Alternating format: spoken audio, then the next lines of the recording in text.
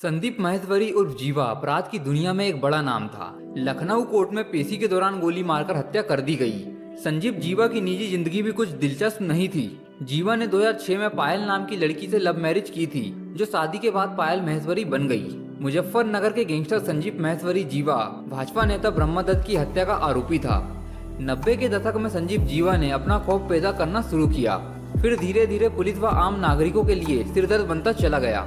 आइए जानते हैं एक कंपाउंडर से यूपी गैंगस्टर बने संजीव जीवा की कहानी।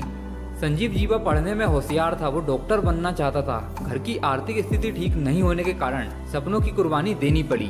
गुजारा करने के लिए संजीव एक डॉक्टर के दवाखाने में कंपाउंडर बन गया।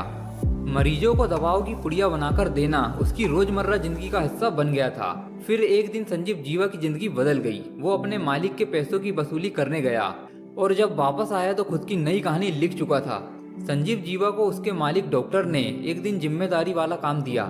उन्होंने संजीव जीवा को बताया कि एक शख्स ने उससे पैसे उधार लिए थे लेकिन वापस नहीं कर रहा है।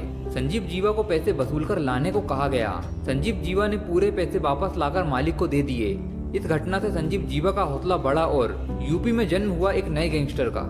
जिस डॉक्टर ने संजीव जीवा को अपराध की दुनिया में पहला कदम रखवाया था, उसने उसे ही अगवा कर लिया और बड़ी फिरौती के बाद छोड़ा। 1992 में संजीव ने कोलकाता के एक बड़े व्यापारी के बेटे का अपहरण कर लिया। उसने फिरौती 2 करोड़ रुपए मांगी थी। तब पूरे देश में सनसनी मच गई।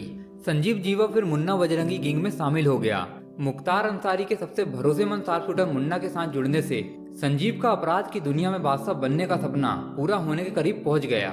जीवा मुन्ना के इशारे पर हत्या की वारदातों को अंजाम देने लगा। फिर मुख्तार के खास शूटर में शुमार हो गया। पूर्वांचल के भाजपा नेता ब्रह्मदत्त द्विवेदी और कृष्णानंद राय हत्याकांड में नाम आने के बाद संजीव जीवा की तूती पूर्वांचल से लेकर पश्चिमी उत्तर प्रदेश तक बोल रही थी। संजीव जीवा अपराध के रास्ते में दौड़ रहा था। करीब 33 साल की उम्र पार करने के बावजूद भी जीवा कुंवारा था। उसी समय शादी समारोह के दौरान उसके जीवन में एक टर्निंग पॉइंट आया। शादी में अपने रिश्तेदार के साथ शामिल होने आई पायल शर्मा नाम की लड़की पर जीवा की नजर पड़ी तो उसका दीवाना हो गया। जीवा भी शादी से लौट गया लेकिन वह पायल को नहीं भूला। चेलों ने पते का ठिकाना लगाया तो जानकारी मिली कि पायल मूल रूप से मोदी नगर की रहने वाली है और वह ब्राह्मण परिवार से संबंध रखती है। यहाँ भी गैंगस्टर का रुतबा काम आया और 2006 में दोनों ने एक दूसरे के साथ जिंदगी गुजारने की कसम खा ली। शादी के बाद जीवा ने दिल्ली सोनिया बिहार में मकान लेकर अपनी गृहस्थी शुरू की। जानकार बताते हैं कि पति के अपराध की दुनिया में शिखर छूने के बावजूद पायल ने जीवन की डोर सादगी से थामे रखी। पेशी या मिलाई के दौरान पायल सबसे पहले जीवा के पैर छूती थी। करीब 10 साल बाद पायल महेश्वरी ने राजनीति में किस्मत आजमाई।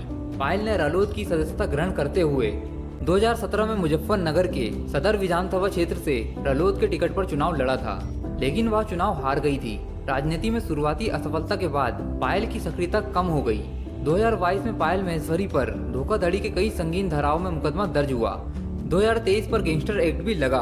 पुलिस रिकॉर्ड के अनुसार पायल इस समय फरार चल रही है। उसकी गिरफ्तारी के प्रयास चल रहे हैं।